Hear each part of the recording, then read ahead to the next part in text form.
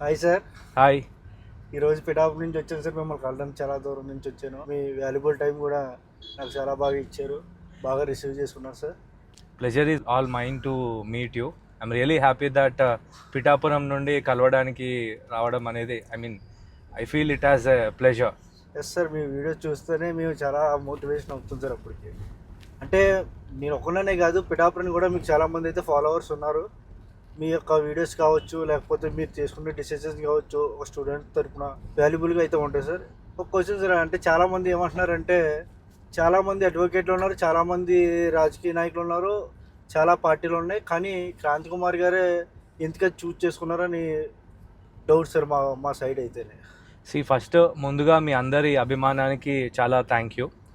So ఎందుకు అని అంటే ఒకప్పుడు మన తల్లిదండ్రులు బాగా కష్టపడేవాళ్ళు, అంటే మన తల్లిదండ్రులు బాగా కష్టపడ్డారు. అప్పుడు స్కూల్కి వెళ్ళే వాళ్ళ సంఖ్య చాలా తక్కువ ఉంటుండే. అవును సార్. తర్వాత మన పేరెంట్స్ జనరేషన్ వచ్చేసరికి స్కూల్కు వెళ్ళే వాళ్ళ సంఖ్య కొంచెం పెరిగింది.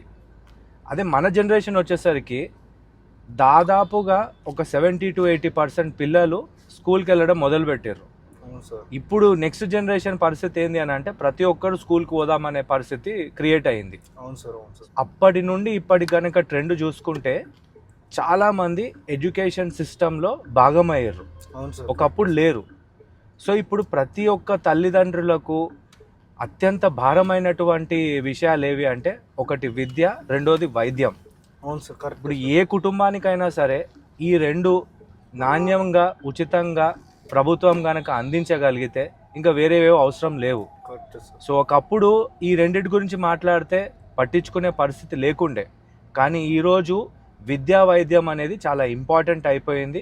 కాబట్టి దాన్నే ముఖ్య అజెండాలా తీసుకొని, ఎందుకంటే ఇప్పుడు ఇంటర్నల్ టెర్రరిజం అంటారు. ఇప్పుడు ఏదైతే ఈ నారాయణ చైతన్య లాంటి ఇన్స్టిట్యూషన్స్ చేస్తున్నాయో దాన్ని ఇంటర్నల్ టెర్రరిజం అంటారు. తీవ్రవాదులు ఒకవైపు మన దేశాన్ని నాశనం చేద్దామని చూస్తారు, వీళ్ళు దేశంలోనే ఉంటూ దేశద్రోహానికి పాల్పడుతున్నారు. ఎప్పుడైనా సరే ఒక రాష్ట్రం కానీ దేశం కానీ అభివృద్ధి చెందేది మన విద్యా వ్యవస్థ సరిగ్గా ఉన్నప్పుడు, యువతకు మంచి అవకాశాలు వచ్చినప్పుడు, అండ్ మనం ఒక అడుగు ముందుకు వేయగలిగే పరిస్థితి ఉన్నప్పుడు. ఈ విద్యా వ్యవస్థలో కీలకమైనటువంటి మార్పులు రావాల్సిన అవసరం ఏర్పడ్డది. కాబట్టి దాని గురించే పోరాటం చేస్తున్నాం. కానీ ఇక్కడ మీరు ఒక అడ్వకేట్ కింద ఆలోచించారు, లేకపోతే ఒక ప్రజలు బాధలు చూసారు, ఒక స్టూడెంట్ బాధలు చూసారు, తల్లిదండ్రులు కష్టం చూసారు కాబట్టి చెప్పగలుగుతున్నారు. మరి అలా చూసుకుంటే మనకి ఒక పోలీస్ ఆఫీసర్స్ ఉన్నారు, అలాగే మన గవర్నమెంట్ ఆఫీసర్స్ ఉన్నారు, లైక్ ఐఏఎస్ ఐపీఎస్ చాలామంది అయితే ఉన్నారు. ఇంకా చెప్పాలి అంటే గవర్నమెంట్ టీచర్స్ ఉన్నారు, ఇంకా చాలామంది ఉన్నారు కదా. వాళ్ళందరూ కూడా ఎందుకు ఇంత జరుగుతున్నా కూడా వాళ్ళు ఎప్పుడు కూడా దీని గురించి ప్రశ్నించలేదు. ఎందుకు, దానికి మీ సమాధానం?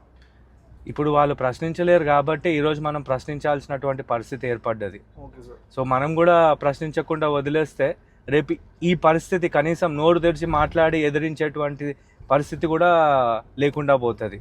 సో ప్రశ్నించడం మన హక్కు. మన హక్కులను వీళ్ళు కాలరాస్తున్నప్పుడు ఖచ్చితంగా మన గళాన్ని విప్పి మన హక్కులను ఏవైతే ఉన్నాయో అవి సాధించుకోవాలి. ఇప్పుడు ఆంధ్రాలో కానీ తెలంగాణలో కానీ జరగట్లేదు, మనం దాని గురించి పోరాడాలి.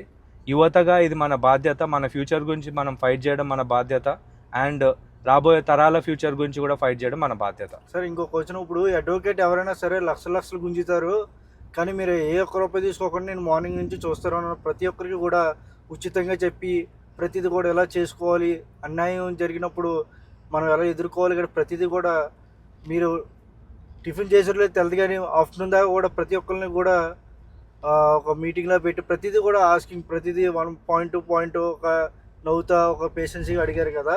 మరి మీకు అమౌంట్ అనేది మీరు ఎలాగా చేసుకోగలుగుతున్నారు? ఇప్పుడు అడ్వకేట్ దగ్గరికి వెళ్తే మినిమం ఫీజు ₹1,00,000 మించి ఎక్కువ తీసుకుంటాడు, కానీ మీరు అది అలా ఫీజు కూడా తీసుకుంటలేదు. ప్రతి ఒక్కరికి కూడా ఉచిత సలహాలు అనేది ఇస్తున్నారు. దాని మీద మీ స్పందన?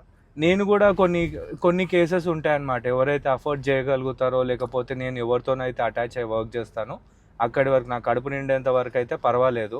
బట్ స్టూడెంట్స్ లేకపోతే ఇంకా రకరకాల సమస్యలతో వచ్చేటువంటి వాళ్ళు ఎవరైతే ఉంటారో, ముఖ్యంగా స్టూడెంట్స్, వాళ్ళు ఫేస్ చేస్తున్న సమస్యల ముందు మిగిలిన వాళ్ళు ఫేస్ చేసే సమస్యలు చాలా తక్కువ. సో వాళ్ళ పరిస్థితి అర్థం చేసుకొని విద్యార్థుల కోసం చాలామంది అనుకుంటారు, అయ్యో యూట్యూబ్లో ఇన్ని డబ్బులు వస్తున్నాయి అన్ని డబ్బులు వస్తున్నాయని. యూట్యూబ్లో పెద్ద గొప్ప డబ్బులు ఏం రావు. ఆ వచ్చిన డబ్బులు కూడా మేము స్టూడెంట్స్ తరఫున హైకోర్టులో ఏదైనా కేసులు ఫైల్ చేయడానికి అయి ఉండొచ్చు, లేకపోతే పబ్లిక్ ఇంట్రెస్ట్ లిటిగేషన్లు ఫైల్ చేయడానికి అయి ఉండొచ్చు, వాటికే ఖర్చు పెడుతున్నాం. ఆ డబ్బు ఏదైతే ప్రజల నుండి సంపాదించినామో ఆ సొమ్ము ప్రజల శ్రేయస్సు గురించి, ముఖ్యంగా విద్యార్థుల శ్రేయస్సు గురించే ఖర్చు పెట్టాలనేది మా ఆలోచన. సరే, ఇంకో డౌట్. ఇప్పుడు మీరు ఏపీకి కానీ తెలంగాణ కానీ ఏదైనా ఒక జియోలెట్ పాస్ చేయాలంటే, ఫర్ ఎగ్జాంపుల్ ఏదైనా నేను ఫ్యూచర్లో ఇది మార్చగలను అనేది ఏమైనా ఉంటే స్ట్రాంగ్గా ఏదైనా చెప్పగలరా? రేపు అలాంటి అధికారం చేపట్టేటువంటి పరిస్థితి కనుక ఏర్పడితే ఖచ్చితంగా తల్లిదండ్రులు ఏ రకమైనటువంటి చింత లేకుండా వాళ్ళ పిల్లల్ని పాఠశాలలకు, కళాశాలలకు పంపించి వాళ్ళ ఫ్యూచర్ అనేది చాలా బాగుంటుంది అని చెప్పేసి గుండె ధైర్యంతో బతికేటువంటి పరిస్థితిని అయితే కలిగించగలుగుతాం. ఇది ఒక్కటైతే 100% అష్యూర్ చేస్తాం. కానీ ఇప్పుడు బీటెక్లో, ఎంటెక్లో మంచి డిగ్రీలు తీసుకుంటున్నారు సార్, కానీ ఎటువంటి జాబ్లో ఉండలేదు. దేనివల్ల అంటారు? చదువుతున్నారు కదా వాళ్ళని. ఎందుకంటే మనకు కేవలం డిగ్రీలు మాత్రమే వస్తున్నాయి. ఆ డిగ్రీలతో పాటు రావాల్సినటువంటి జ్ఞానం ఏదైతే ఉందో అది కాలేజీలు అందించలేకపోతున్నాయి కాబట్టే మనం ఈరోజు ఆ పరిస్థితిని ఎదుర్కొంటున్నాం. సరే, ఇప్పుడు ఎడ్యుకేషన్ అనేది బిజినెస్ అయింది. ఇప్పుడు లక్షలు పోస్తున్నారు. తల్లిదండ్రులు తెలియని వాళ్ళు ఎవరైతే అన్ఎడ్యుకేటెడ్ పీపుల్స్ ఉంటారో వాళ్ళు ఏంటంటే అప్పో చేసి, లేకపోతే ఎడ్యుకేషన్ లోన్ తీసుకుని ఒక 20 lakhs 50 lakhs తీసి ఒక ఇంజనీరింగ్ సీట్ ఖర్చు పెడుతున్నారు. కానీ ఆ అమౌంట్ అనేది వేస్ట్ అయిపోతుంది. కానీ వాళ్ళకి ఏ జాబ్ ఉండలేదు. వాళ్ళకి బయటకు వచ్చినా సరే వాళ్ళు ఎప్పుడు కూడా బయట ఎక్కడైనా కోచింగ్ తీసుకుని అప్పుడు జాయిన్ అవ్వాల్సి వస్తుంటే ఒక 15,000కి 10,000కి శాలరీకి అయితే జాయిన్ అవుతున్నారు సార్. మరి వాళ్ళు పోసినటువంటి అమౌంట్ అంతా కూడా వేస్టే కదా సార్. ఎప్పుడైనా కూడా నువ్వు ఎక్కడున్నావు అనేది నీకు తెలిస్తే నువ్వు ఎక్కడికి వెళ్ళగలుగుతావు అన్న దాని గురించి సరైన మార్గం అనేది నువ్వు వేసుకోవచ్చు. ఇప్పుడు నువ్వు 100 మెట్లు ఎక్కాలి, నువ్వు 0 ఫస్ట్ మెట్టు దగ్గర ఉన్నావు అనుకో, నెక్స్ట్ నువ్వు ఎక్కాల్సింది 2వ మెట్టు అన్న విషయం నీకు ఈజీగా తెలుస్తుంది. సో ఈరోజు విద్యార్థుల పరిస్థితి కూడా ఎట్లుంది అని అంటే, అందరూ 1వ మెట్టు దగ్గర లేరు, అలాగని చెప్పేసి అందరూ 51వ మెట్టు దగ్గర లేరు. ప్రతి ఒక్కరూ 100వ మెట్టు చేరుకోవాలనే కష్టపడతారు. కానీ మనం ఎక్కడి నుండి మొదలు పెడుతున్నాం అనేది ఇంపార్టెంట్. ఆ బేసిక్ ఫౌండేషన్స్ అనేటివి చాలా ఇంపార్టెంట్. అలా ఫౌండేషన్స్ లేకుండా ఇప్పుడు 0 నుండి 50 వరకు ఒక్కొక్క మెట్టు ఎక్కుకుంటూ పోయిన వాడికి నాలెడ్జ్ ఒకలాగా ఉంటుంది. అలా కాకుండా 0 నుండి పిల్లల్ని తీసుకొచ్చి డైరెక్ట్గా 70లో 80లో వేసేస్తాము, తర్వాత కాలేజ్ బయటికి పంపించేస్తామంటే ఇలాంటి పరిస్థితులే మనం చూడాల్సి ఉంటుంది. మీరు ఏపీకి ఇప్పుడు తెలంగాణలో ఎలా అయితే ఇప్పుడు ప్రతిదీ కూడా సాల్వ్ చేస్తున్నారు, స్టూడెంట్స్ అందరూ కూడా మీకు చాలామంది ఫాలోవర్స్ అయితే ఉన్నారు, మీకు అభిమానులు కావచ్చు, ఇంకా చాలామంది కూడా ఫాలోవర్స్ అయితే మీకు ఉన్నారు. ఇందాక మనం ఫ్లాగ్ హోస్టింగ్ చేసినప్పుడు కూడా చాలామంది అయితే పెద్దవాళ్ళు కావచ్చు, ఒక లేడీస్ కావచ్చు, చాలామంది అయితే మీ దగ్గరికి వచ్చారు. అలాగే మీరు ఏపీకి అయితే రావాలనుకుంటున్నారా, లేకపోతే ఏపీ యొక్క స్టేట్ మీద మీకు అయితే ఎటువంటి అంటే రావాలని ఉద్దేశం లేదా అని?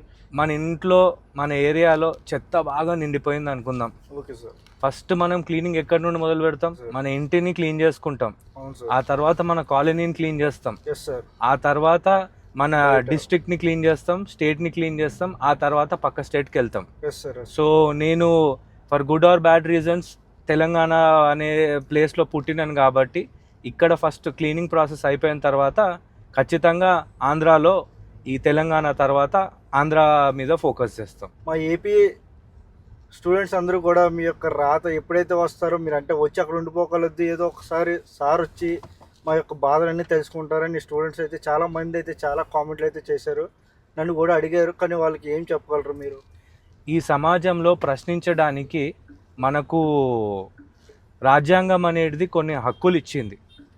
సో ఆ హక్కుల్ని ఎవరైనా కాలరాయడానికి ప్రయత్నిస్తే ఖచ్చితంగా తిప్పికొట్టాల్సినటువంటి బాధ్యత ప్రతి ఒక్క పౌరుడికి ఉంది. బాధ్యత గల పౌరుల్లాగా మీరు పోరాటం చేస్తే ఈ దేశంలో ఉన్న ప్రతి ఒక్క యువకుడి వెనకాల నేను, యువజన పార్టీ ఖచ్చితంగా ఉంటాం. Okay sir. జై యువజన, జై Hind, all the best. Thank you sir.